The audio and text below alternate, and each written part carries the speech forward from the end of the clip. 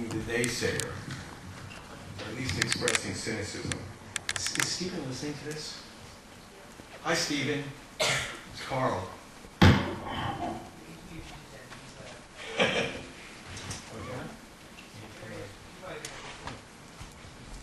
Stephen and I go very far back.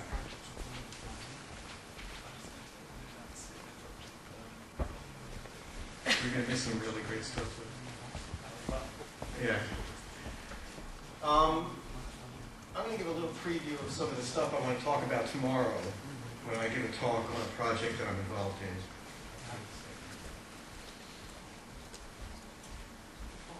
So I put together something very quickly here.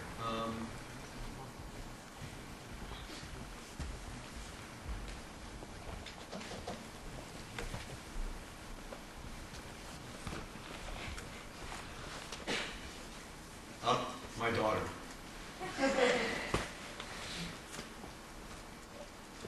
She's famous.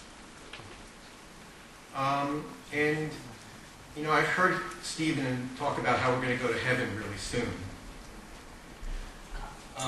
For about the last 10 years. And I want to talk a little bit about some research we're doing on why we're all not going to reach heaven together, or why some scholars act differently than other scholars. We make a mistake in a lot of these discussions about changes in the way scholarly communication is happening. And this is sort of a mass wave of sort of a monotheistic type of movement. All scholars are the same. There's only one type of scholar. There's this tremendous technical influence that's happening. We're all going to go together into this great spot in heaven of openness. And a lot of the evidence shows that there's lots of different gods here. There's lots of different scholars. And one of the things as a web science conference is we have to get away from technological determinism.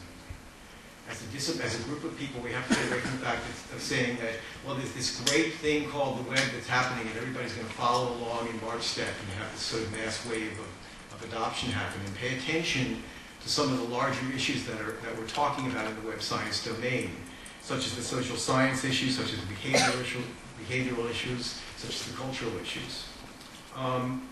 So we have to be careful with our, I spelled that wrong, determinism. We have to be careful with sort of a notion of technological determinism. This is a great 1968 Les Doyle advertisement that assumed the future was going to be great, but women were still going to be polishing furniture in that future. The future is doesn't always look the same as it is now, and technology just doesn't sort of replace existing ways of doing things, and we all keep acting the way we're acting, we just do it differently. One more bit on this. There's a bit of this called the horseless carriage syndrome, that new technology comes along and we sort of try to say that, well, it's going to have engines in it, but it's going to look like a carriage. And for my own field, called digital libraries, we're going to have these libraries, but they're just going to work on the web, and things aren't going to change. So on that note, I'm speaking a little bit for a graduate student of mine, Teresa Veldin, who used to be at the Max Planck Institute, who's doing some really great work in understanding different scientific communication cultures and why they are so massively different in the way they adopt technology. So the canonical difference here is physicists and chemists, and I'll be talking about chemists a lot more tomorrow. Stephen has correctly, over the years, talked about how wonderful things like the archive is, and how physicists have adopted this great model of open access publishing, and it's massively changed the way physics is done. So you go next door at Cornell to the chemists who are in a building right neighboring onto the physicists, and you find a completely different type of behavior. Chemists hate open access as a community. They don't believe in it, they sneer at it, they think that physicists are wrong for doing it, and they have lots of reasons, and I'll talk about them more tomorrow.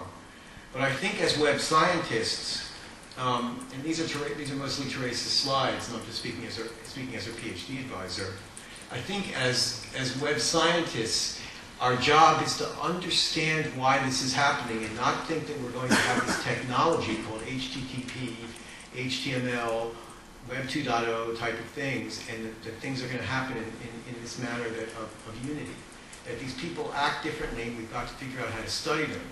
And indeed, they're going to follow different trajectories of openness and diversity in how they publish the scholarly results, how open they make them, and they're going to arrive at different futures. And the technology we devise must accommodate those futures, and our futuristic vision should accommodate those differences. And what Therese has been doing is a really interesting mixture, which I think is a new type of web science, is this area of mixing traditional ethnography and network analysis. You know, you have this sort of bimodal distribution of studies in this. You have people who sit down and do ethnographic studies, go to labs, go to 4 or 5 labs, talk to people and say, why do you behave this way? And you get a nice sampling of nice sort of deep knowledge of why a specific scholar acts a certain way, but you don't get a broad brush view of why these things are happening. And then there's the folks that sit down with web graphs and citation graphs and say, what's happening in that world? And they get sort of nice views of aggregates of communities, but they don't understand the underlying motivations. So I think a real critical problem in understanding this world and understanding it in a web science way is to join together the ethnographers and the quantitative methods and use them to cross-check each other and really have a new type of ethnographic quantitative scholar that examines these things and looks at them more carefully. So what Therese has been doing is she's been looking at particularly chemists, biochemists, biologists, and physicists, and trying to understand how interdisciplinary activity, single disciplinary activity, geographic location, maturity of lab, etc., affects the way they view the issues that we assume are happening to everybody at the same time. It's some great work. She comes up with wonderful graphs like this, which are, she studies co-authorship network and co-citation networks. This is, for example, a field in which is a clear hierarchical structure. The nodes are authors, the node sizes are the number of papers, and the links are co-author links. And you see a discipline here which is very, very hierarchical. The people publish with their PhD advisor. They publish with the head of their lab. These are very different behaviors than other communities that are very multi-centered networks, very deep networks of cross-citation and co-authorship. And then you have sort of very other interesting structures of relationships between fields. So the clusters are labs, and you see connection points between the labs of where the co-authorship points are on these labs. So what the web gives us is a wonderful way to study this stuff, and we shouldn't become obsessed with either uniformity, and we shouldn't become obsessed only with graph analysis. We need to mix into it a new type of science that studies this stuff in a more interesting fashion. Okay. Tomorrow I'll talk about a project we're doing specifically with chemists and trying to figure out why they're so backward. But sorry for the chemists in the room. Are there any questions? Yes. So what's the role?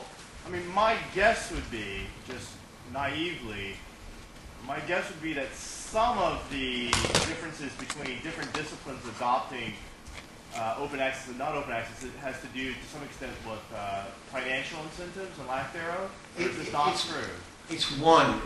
It's definitely one of them. Okay, because I mean, my guess would be, so if you look, for example, at the move against open publishing, so you look at companies like Elsevier and whatnot, they're basically making tremendous profits by basically overcharging libraries for academic journals, when most of these papers are on the web anyways. I mean, in my opinion, you know, that's not a legitimate excuse. That just as, you know, you got different efficiencies and inefficiencies in systems, it's pretty clear the academic journal system is hugely inefficient, expensive, and it's unclear, like, at what point it's working to actually qualitatively stamp knowledge with some sort of you know, approval. So there's lots of really bad journals out there nowadays. Like, it's a whole cottage industry of low quality journals. And so I was wondering how that impacts with different disciplines. I know it's particularly bad, say, in my discipline, computer science, where it's pretty easy to find a low quality journal. And then they overcharge libraries pretty extensively for these things. So, a few responses to your question. One is, I can out-journal tirade you any day. I mean, you know. Yeah, well, no, but really, I mean, how big? I only know computer science. Look at, like, chemistry and physics. I'm not too sure about. So, indeed, it is an influence. It's really important